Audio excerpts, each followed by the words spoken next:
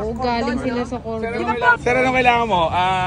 Ito panglinis ng helmet, pang-refresher, deodorizer. Meron ka na yan. Wala ako. Binigyan kita doon. Or ito panglinis ng motor. Ito. Bigay na lang, walang...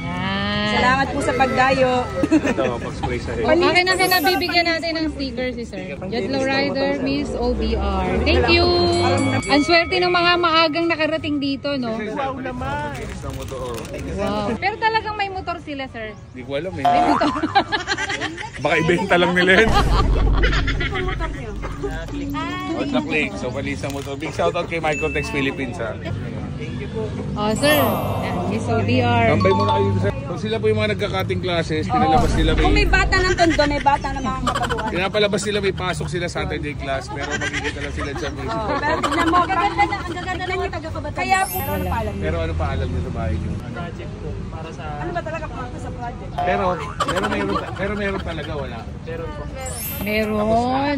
Tapos So, ngayon, na. Marites time na. Gano'n. Kala nyo, sa matanda lang Marites, ha? Share nyo sa magulang nyo. Ano, para manabi nyo na sa mga magulang nyo na meron kayong ginawa after. Oo. Ayan, may project na kayo ngayon. Ba't ngayon na kayo Yan. mabay? Sabihin nyo kasi nakitambay kayo. May pruweba.